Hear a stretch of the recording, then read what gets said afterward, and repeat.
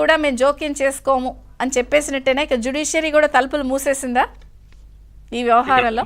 ఒకటి మేడం గారు, వాళ్ళు ఏమంటున్నారంటే భావ వ్యక్తీకరణ స్వేచ్ఛ, ప్రభుత్వాన్ని తప్పులు చేస్తే ప్రశ్నించే హక్కు రాజ్యాంగపరంగా ఉంది అంటున్నారు. వాస్తవమే. కానీ సోషల్ మీడియా ద్వారా పౌర హక్కుల్ని, మానవ హక్కుల్ని, ప్రజలను అవమానపరుస్తూ వాళ్ళ పుట్టుకని ప్రశ్నించే పరిస్థితుల్లో వెళ్ళమని చెప్పలా. చట్ట వ్యతిరేక చర్యలకు పాల్పడి సోషల్ మీడియాలో ప్రచారం చేయమని చెప్పలా. భావ వ్యక్తీకరణ స్వేచ్ఛ కాదు, అది అంతే.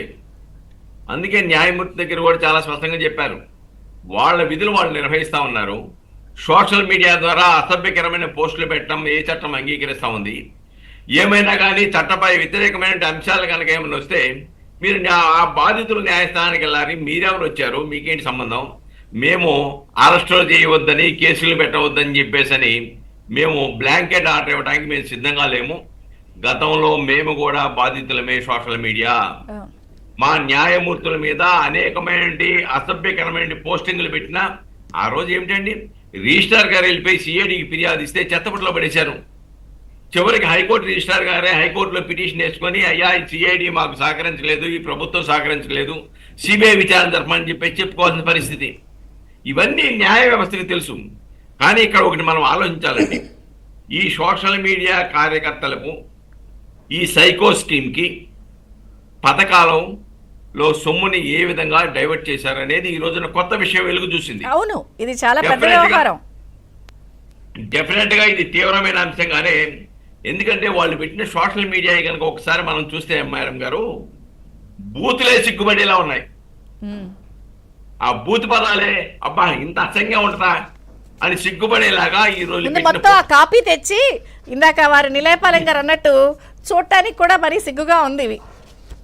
ఇక్కడ అంతేకాదండి, ఈ రోజున రామ్ గోపాల్ వర్మ, లేకపోతే ఇతర పోసానియా, లేకపోతే శ్రీరెడ్డి, లేకపోతే వర్ర రవీందర్ రెడ్డి, లేకపోతే సజ్జల భార్గవ రెడ్డి, వీళ్ళందరూ వర్ర రవీందర్ రెడ్డి ఒక మాట చెప్పాడండి, మనం అర్థం చేసుకోవాల్సింది. ఏం చెప్పాడో తెలుసండి, ఐటీ ప్యాక్ వాళ్ళు సంబంధించిన వాళ్ళు మాకు సమాచారం మెటీరియల్ ఫార్వర్డ్ చేస్తారు, దాని ప్రకారం మేము దాన్ని క్రియేట్ చేసుకొని పంపించేవాళ్ళం అన్నారు. అంటే ఇప్పుడు చాలా స్పష్టంగా ఐటీ ప్యాక్ వాళ్ళు కూడా ఈ కేసుల్లో ముద్దాయిలుగా పెట్టవలసిన పరిస్థితి కనబడతా ఉంది. అంతేకాకుండా శర్మారెడ్డి గారు చాలా స్పష్టంగా చెప్పారు, అసలు అనకొండలు ఉన్నాయి ఇక్కడ, ఆ అనకొండలను పట్టుకోండి అని చెప్పేసని.